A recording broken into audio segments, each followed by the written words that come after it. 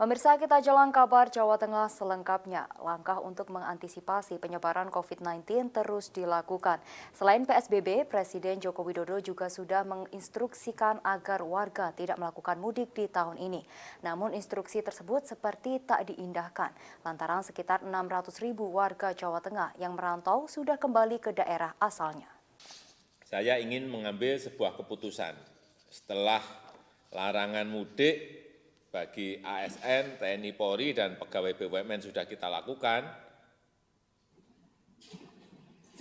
Pada minggu yang lalu, pada rapat hari ini saya ingin menyampaikan juga bahwa mudik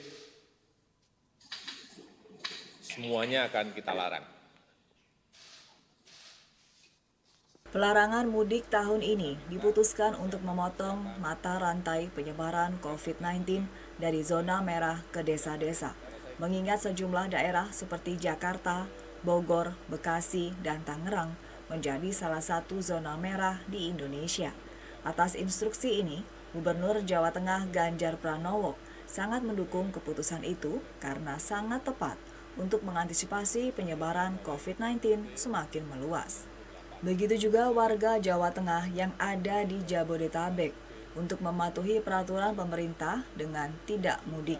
Meski begitu, hingga saat ini sudah ada 600.000 warga Jawa Tengah yang sudah pulang kampung dari Jabodetabek dari total 7 juta warga yang merantau. Agar tetap mampu bertahan, pihaknya sudah melakukan pendataan sosial yang sudah dikoordinasikan dengan pemangku kepentingan di Jakarta, Jawa Barat, dan Banten, yang rencananya akan diperpanjang kembali. Ya, saya kira Pak Presiden melakukan evaluasi ya selama ini pergerakan himbauan itu seperti apa. Saya sangat mendukung keputusan ini dan pasti sudah dengan evaluasi yang tepat begitu, yang cukup akurat dan komprehensif, karena memang faktanya tetap aja yang mudik nekat begitu. Dan itu tentu pengendaliannya juga tidak mudah di daerah.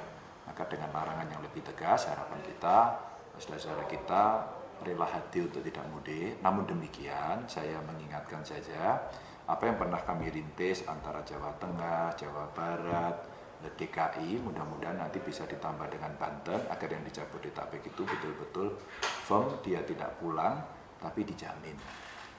Mohon kiranya ada tahap kedua setelah tanggal 23 pendaftaran pertama ditutup, ada rescue terakhir untuk mereka, para warga yang tidak mudik ini bisa mendaftarkan sehingga bisa mendapatkan jaminan dari pemerintah. Dan seandainya tidak, Restu Indah melaporkan. Meminimalisir kontak fisik antar anggota dan perangkat daerah, DPRD Kota Semarang menggelar rapat paripurna secara online. Rapat paripurna diikuti oleh seluruh anggota DPRD, Wali Kota Semarang dan Wakil Wali Kota, serta SKPD yang berada di ruangan terpisah. Sesuai protokol kesehatan berkaitan dengan pencegahan virus corona, seluruh anggota Dewan sebelum masuk ruangan juga dilakukan pemeriksaan suhu tubuh. Di tengah pandemi virus corona yang melanda dunia dan juga Kota Semarang, DPRD Kota Semarang tetap menggelar persidangan rapat paripurna. Meski demikian, rapat paripurna digelar via streaming, di mana antara anggota Dewan berada di ruangan yang saling terpisah. Demikian juga dengan Wali Kota Semarang dan Wakil Wali Kota Semarang, serta SKPD yang mengikuti persidangan dari ruangannya masing-masing. Untuk anggota Dewan sendiri, sebelum memasuki ruangan sidang, dilakukan pemeriksaan suhu tubuh sesuai dengan protokol kesehatan untuk pencegahan penyebaran virus corona. Dipilihnya rapat paripurna secara streaming ini, menurut Ketua DPRD Kota Semarang Kadar Lusman, sebagai upaya untuk mematuhi protokol kesehatan berkaitan dengan virus corona, di mana tidak boleh mengundang kerumunan dan harus melakukan jaga jarak. Jadi kenapa pakai Zoom? Memang aturannya seperti itu. Dari pemerintah pusat, dari provinsi dan kota juga harus melaksanakan. Sifatnya harus menghindari sosial yang berhubungan dengan banyak orang. Walaupun toh ini penting, KPJ, tapi kita tetap melakukan sesuai SOP. Ya, kita pakai Zoom, masing-masing sudah disiapkan ruangan. Sitrum buat wali kota, wakil wali kota, dan sekda. Di ruangan ini hanya 12 orang pimpinan. Anggota masing-masing di ruang komisi. Ya, mudah-mudahan ini bisa memberikan contoh untuk kegiatan-kegiatan yang sifatnya mengurangi banyak orang.